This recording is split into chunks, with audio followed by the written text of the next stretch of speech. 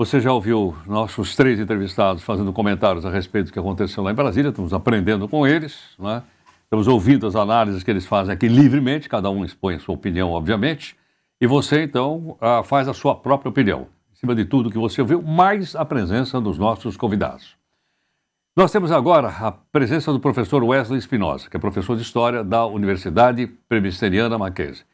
Professor Wesley, muito obrigado aqui por atender a Nova Brasil. Bom dia, Heródoto Barbeiro, bom dia a todos os ouvintes, é um prazer estar falando com você novamente. Wesley, explica para a gente o seguinte, em relação a confusões envolvendo o Congresso Nacional, nós tivemos uma ontem, essa que ocorreu em Brasília, olhando para a história do nosso país, pela forma que ela foi feita, é inédita ou não? Bom, Heródoto, nós temos aí, primeiro acho que é importante esclarecer que a história ela não é cíclica, né? A história ela tem alguns pontos que são muito parecidos, são similares, que parecem que são repetitivos, mas na verdade você tem uma singularidade em todos esses atos e manifestações. Nós tivemos várias invasões aos prédios públicos na história do Brasil, né? Nós temos questões, movimentos desde o século XIX, né? Se a gente for elencar aqui as revoltas regenciais do século XIX, Noite das Garrafadas, a questão, a revolta da vacina, enfim, coisas que você conhece muito bem também.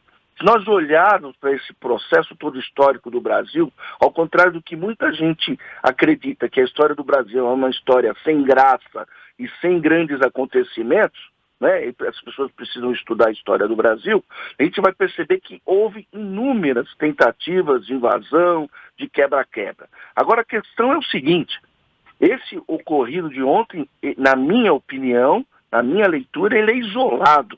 É uma manifestação e um ato de violência política que a imprensa em geral está chamando de golpismo ou terrorismo, né? E ela tem um tripé muito bem estabelecido, que é um nacionalismo exacerbado, irracional, um fanatismo religioso e um conservadorismo, uma pauta cultural conservadora extrema. Então, eu vejo, como historiador, olhando, né, para o passado, sempre olhando para o passado, eu vejo que esses pontos, esse tripé do nacionalismo exacerbado, fanatismo religioso, conservadorismo extremo, ele ganhou uma proporção inédita. E um detalhe, Heródoto, esse movimento não é isolado, isso não aconteceu ontem. Isso está acontecendo desde a eleição e da vitória do presidente Lula. Ou seja, é um movimento que começa dentro do próprio governo, não era oposição.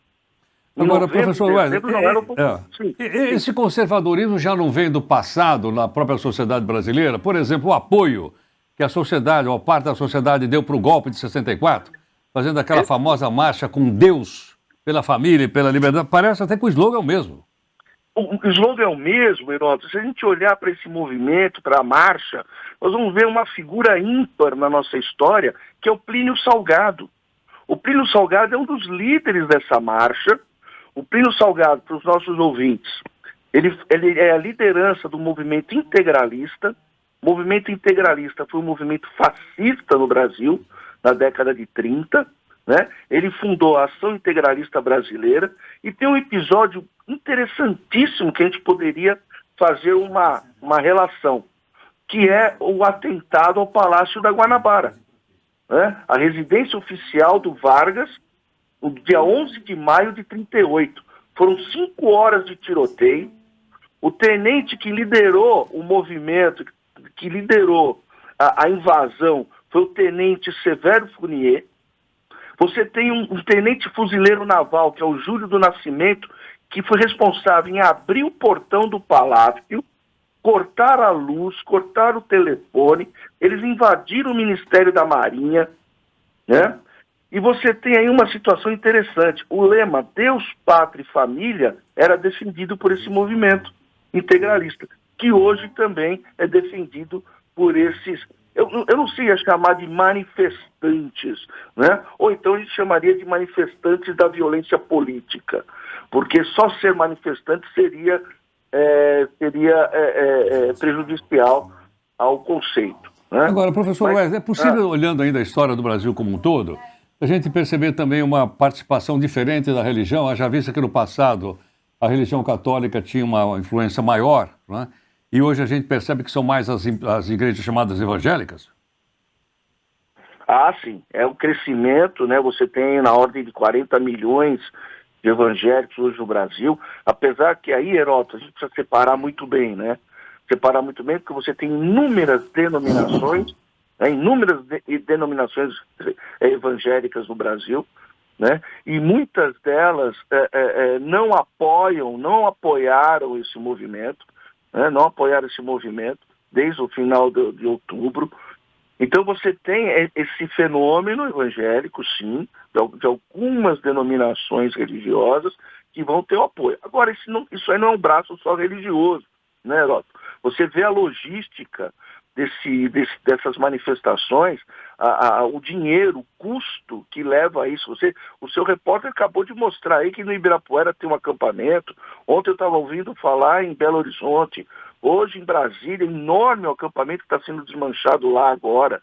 Então você tem aí uma questão de ordem religiosa, né, um fanatismo concentrado aí em algumas igrejas evangélicas, não todas. Você tem aí grupos econômicos por trás disso, que com certeza estão perdendo com a perda da eleição do ex-presidente Bolsonaro, né? E você tem uma questão aí de pauta conservadora mesmo, né? Que vai atingir aí discussões em relação à homofobia, né? Em relações ao binarismo, enfim. Então você tem aí uma teoria, toda uma gama de ideologias, de pautas que vão ser realizadas a partir de um controle e de um apoio de grupos econômicos que vão concentrar suas lideranças na religião, nessa pauta conservadora, né? Essa ideia de Deus, pátria e família.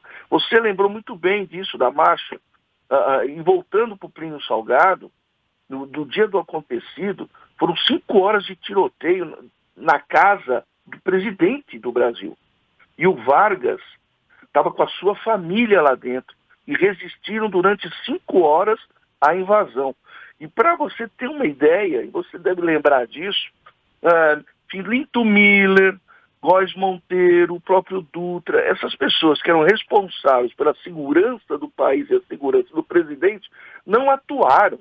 Tiveram uma enorme dificuldade e foram 5 horas de tiroteio. Então você percebe a manipulação, inclusive, das forças de defesa e de segurança. Então você tem parte da força de segurança aí que está apoiando o movimento. Isso daí, para mim, ficou muito claro ontem. E como eu disse, ontem não foi um ato isolado. E também não estou falando que toda a instituição é responsável por isso. Não é toda a instituição. Mas uma parte também da instituição de segurança pública está conivente com o movimento. E ainda mais antes do dia 1º de janeiro. Né? Então, eu vejo uma situação única no Brasil hoje, uma situação crítica, uma situação de intolerância política, de intolerância religiosa, de antinacionalismo. Isso para mim não é nacionalismo. Tinham obras do Di Cavalcanti lá, tinham obras de arte presentes que os governos brasileiros tiveram e ganharam durante todos esses anos da nossa história da República. Nós vemos aí a confusão que essas pessoas estão fazendo em relação a Estado e governo. Né? Nós temos um Estado e temos governos. O governo Bolsonaro perdeu as eleições. Né? Aí. Professor Wesley, muito obrigado mais uma vez por sua gentileza, por atender aqui a Nova Brasil. Obrigado, Heródoto. Um abraço a todos. Muito obrigado. Professor Wesley Espinosa, professor de História da Universidade Presbiteriana Mackenzie, conversando aqui conosco. Você ouviu aqui várias pessoas comentando, várias opiniões foram dadas aqui ao longo do nosso jornal, não é? E nós temos privilegiado sempre pessoas que pensam diferentes, que falam diferente, para que a gente possa ir formando nossa opinião em cima da divergência. A divergência é uma coisa extraordinariamente boa para a gente, para botar a gente para pensar.